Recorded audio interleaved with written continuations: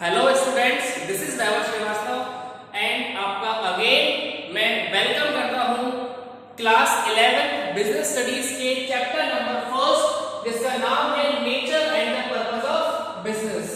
Business का nature क्या होता है, बिजनेस का पर्पस क्या होता है, ये मैं आपको लास्ट वीडियोस के अंदर बता चुका हूं। लास्ट वीडियो के अंदर मैंने आपके सामने इंडस्ट्रीज को डिस्कस किया था। आज मैं उसी की तरह एक बहुत ही छोटा, बहुत ही बढ़िया टॉपिक लेके आया हूं। टॉपिक का नाम है कॉमर्स। टॉपिक का नाम है कॉमर्स। कॉमर्स क्या होता है बच्चों, ध्यान से मेरी बात सुनना।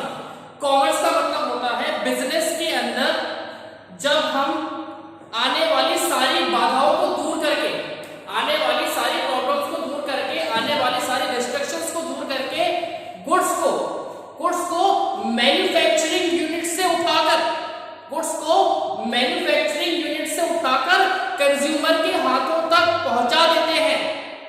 मैन्युफैक्चरिंग यूनिट से उठाकर कंज्यूमर के हाथों तक पहुंचा देते हैं। इस पूरे प्रोसेस को हम बोलते हैं कॉमर्स। देखिए, लेट्स सपोज ये कोई मैन्युफैक्चरर है, ये साहब मिस्टर एक्स है, आप जानते हो ये हमारे बहुत फेवरेट है और ये हमारे पास हमेशा रहता है। और ये मिस्टर वाई है, ये भी हमारे सबसे फेवरेट है और ये भी हमेशा हमारे पास रहता है। तो मिस्टर एक्स जो है बच्चे, वो प्रोड्यूसर है। कौन है बच्चों? प्रोड्यूसर। आप सामने क्या प्रोड्यूस करते हैं? सपोज करते हैं कि टीवी प्रोड्यूस करते हैं, ये टीवी बनाते हैं। जब हम टीवी को इनके पास से उठाकर मिस्टर वाई तक पहुंचा देते हैं, टीवी को इनके पास से उठाकर वाई तक पहुंचा देते हैं। और इस पूरे प्रोसेस में हम क्या करते हैं, आने वाली जितनी भी प्रॉब्लम्स हैं,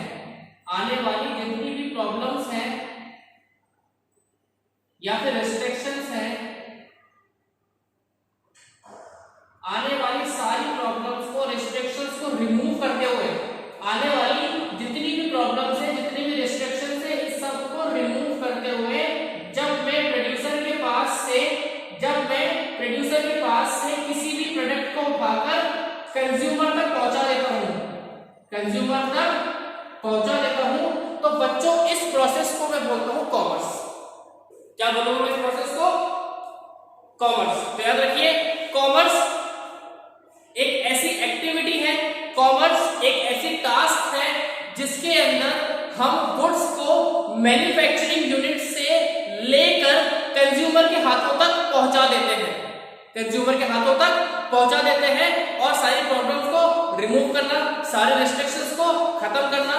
इसके साथ में जब गुड्स की डिलीवरी हम छोड़ देते हैं, तो होने वाले सारे financial transactions will be recorded in the field of commerce. अब मैंने आपको जो ये समझाया है ना, ये जो मैंने आपको समझाया है, इसको मैंने एक सिंपल लैंग्वेज में यहाँ पे लिखा है। आप देख सकते हैं, commerce include all those activities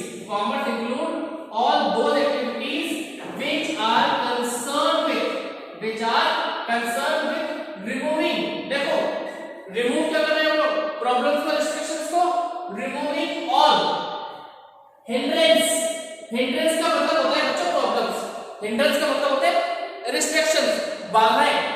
जो रिस्ट्रिक्शंस होती है, बाधाएं होती है, उनका सिनोनिम में क्या लिखा? मैंने हिंड्रेंस लिखा है, बस मैंने कुछ नहीं किया।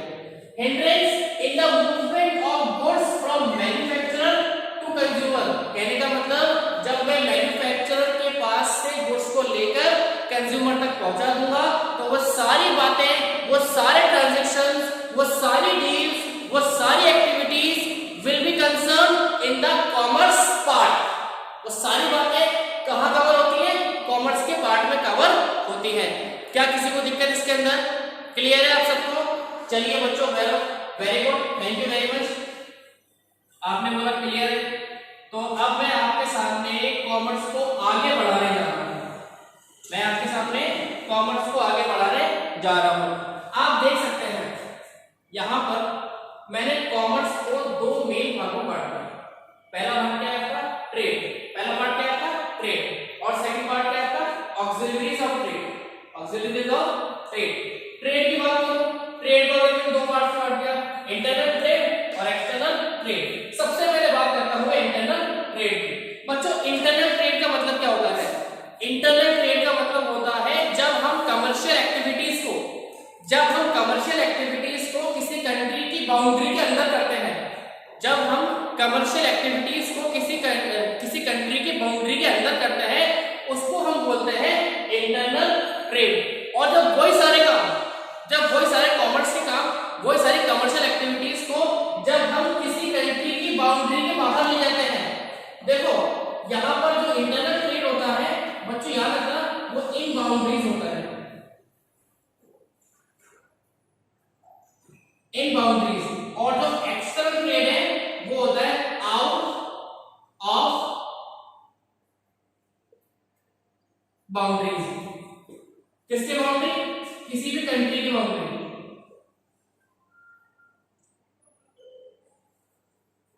किसी भी कंट्री की बाउंड्री के बाहर जो कमर्शियल एक्टिविटीज होती है वो कवर होती है एक्सटर्नल ट्रेड में, और कंट्री की बाउंड्री के अंदर जितनी भी एक्टिविटी होती है वो सब कवर होती है इंटरनल ट्रेड में। क्या इन दोनों में कोई दिक्कत है आपको अभी तक? नहीं है? चलिए बात करते हैं नंबर 1 इंटरनल ट्रेड की। इंटरनल ट्रेड को अगेन दो भागों में बांट दिया मैंने, पहला पार्ट होलसेल और सेकंड पार्ट रिटेल। आप सब लोग बचपन से इस नाम को सुनते आ रहे हैं, होलसेल ट्रेड और रिटेल ट्रेड। होलसेल ट्रेड का मतलब बता देता हूं पहले क्या होता है आप लोगों को। when the goods are sale and purchased, when the goods are sale and purchased in a bulk will be covered in the wholesale market. Wholesale market वो मार्केट होता है, wholesale market is that market in which goods are sold and purchased in a bulk। जब हम किसी market में goods को bulk में खरीदते हैं और बल्क में बेचते हैं, बल्क में खरीदते हैं और बल्क में बेचते हैं, तो वो कौन सा आता है मार्केट? वो आता है बच्चों आपका होलसेल मार्केट। समझ गए आप मेरी बात को? चलिए बच्चों सेकंड पार्ट में आते हैं, रिटेल मार्केट। एक ऐसा मार्केट जिसके अंदर गुड्स को बल्क में नहीं खरीदते, छोटी छोटी क्वांटिटी में खरीदते हैं। जैसे कि मुझे 100 पेन लेने, क्या बोलेंगे उसको? होलसेल मार्केट से लेके आऊंगा अभी, और एक पेन लेना है स्टेशनरी की शॉप पे, वो आता है आपका रिटेल मार्केट के अंदर।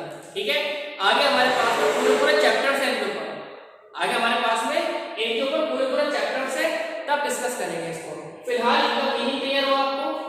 चलिए थैंक यू वेरी मच। आगे हम आते हैं एक्सटर्नल ट्रेड।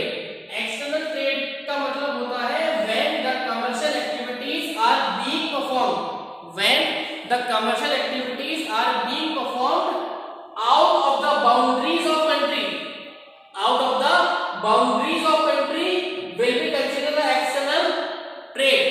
चलिए आगे बात करते हैं एक्सटर्नल ट्रेड को। बच्चों मैंने यहाँ पे अगेन 3 पार्ट्स में डिवाइड कर दिया, ए इंपोर्ट, बी एक्सपोर्ट और सी इंटरपोर्ट। आप बोलोगे सर ये सी क्या है? ये तो हमने सुना ही पहली बार, इंटरपोर्ट का होता है। अब बताएगा आपको मैं, कोई दिक्कत की बात नहीं है। इंपोर्ट का मतलब होता है जब भी हम गुड्स को किसी दूसरी कंट्री से परचेज करते हैं, जब भी हम गुड्स को किसी दूसरी कंट्री से परचेज करते हैं बच्चों, वो कहलाता है आपका इंपोर्ट। एक्सपोर्ट का मतलब जब भी हम अपनी गुड्स को, जब भी हम हमारी कंट्री गुड्स को दूसरी कंट्रीज को बेचते हैं, जब भी हम हमारी कंट्रीज की गुड्स को दूसरी कंट्रीज को बेचते हैं, वो कहलाता है आपका एक्सपोर्ट। अब सर ये इंटरपोर्ट क्या होता है? इंटरपोर्ट को समझने के लिए मैं एक बार इसको इरेज कर दिया। चलो अब मैंने यहां पर एक कंट्री ली अमेरिका,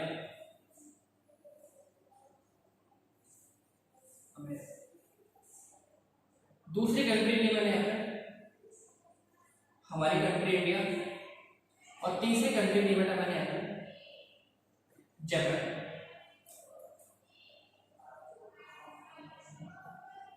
मैंने क्या किया? मैंने अमेरिका से कुछ सामान इंपोर्ट किया। क्या किया? अमेरिका से मैंने कोई सामान इंपोर्ट किया। ठीक है, कोई गुड्स मैंने इंपोर्ट करे, कोई गुड्स मैंने इंपोर्ट करी है, और उस गुड को, जो गुड्स मैंने यहाँ पे इंपोर्ट करी है, जो गुड मैंने यहाँ पे इंपोर्ट करी है, इसमें कुछ चेंजेस करके,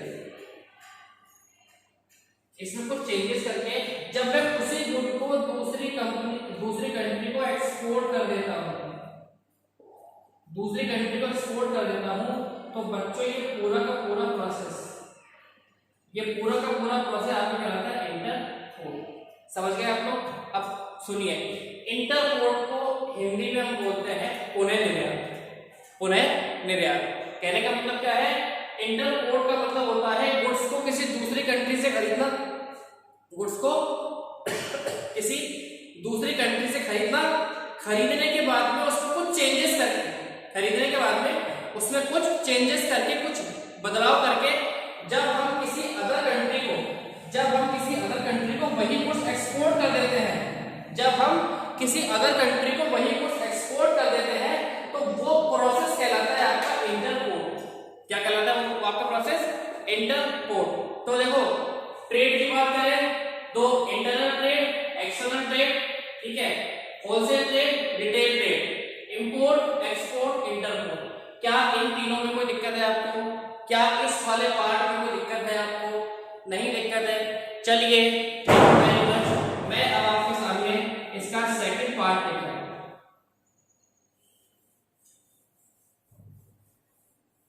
auxiliaries of trade, auxiliaries of trade. Auxiliaries of trade का मतलब क्या होता है बच्चों? एक्सिलरीज ऑफ ट्रेड का मतलब होता है ट्रेडिंग के अंदर काम आने वाली सर्विसेज, वो सर्विसेज जो हम ट्रेड को अवेलेबल करवाते हैं, वो सर्विसेज जो हम ट्रेड को देते हैं, वो सर्विसेज जो ट्रेडिंग में काम आती है, वो सर्विसेज जिनकी वजह से ट्रेडिंग पॉसिबल होती है, वो सर्विसेज जिनकी वजह से ट्रेडिंग रफ्तार पकड़ती है, वो सर्विसेज जिनकी वजह से ट्रेडिंग पॉसिबल हो पाती है, वो सारी सर्विसेज कहलाती हैं आपकी एक्सिलरीज ऑफ ट्रेड। पहली बात करें ट्रांसपोर्टेशन, तो एक बार बताओ, क्या बिना ट्रांसपोर्टेशन के गुड्स को एक जगह से दूसरे के मुंह पर ना इजी होता है क्या? क्या बिना ट्रांसपोर्ट के गुड्स को मैन्युफैक्चरर से उठाकर रिटेल तक पहुंचाना या रिटेल से कंज्यूमर तक पहुंचाना इजी होगा? सर कैसे इजी होगा? मैं एक पेन तो कैरी कर सकता हूं, लेकिन ऐसे 50,000 पेन कैरी कर सकता हूं क्या? मैं एक मोबाइल तो कैरी कर सकता हूं क्या मैं मोबाइल की क्वांटिटी ऑफ बोलूं, 1 लाख मोबाइल परचेस कर ले तो 1 लाख मोबाइल सेट्स क्या कर सकता हूं परचेस में? बच्चों नहीं कर सकता, वो परचेज नहीं हो सकता। तो उसके लिए क्या चाहिए मुझे? ट्रांसपोर्टेशन चाहिए। Next insurance. इंश्योरेंस का मतलब होता है कि हम हमारी चीज को इंश्योर्ड करवा रहे हैं। Insurance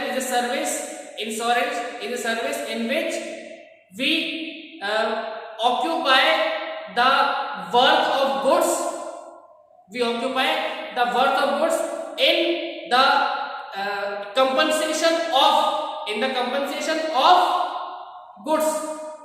in the compensation of goods।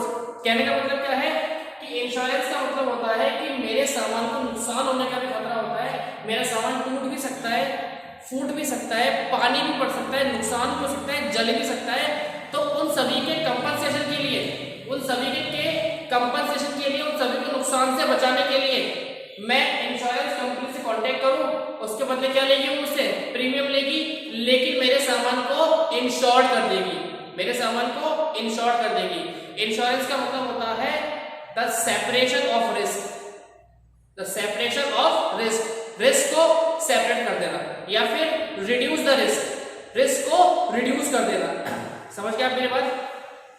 Banking and finance, आपको पता है बिना बैंकिंग के, बिना फाइनेंस के कोई बिजनेस पॉसिबल नहीं होता, ठीक है।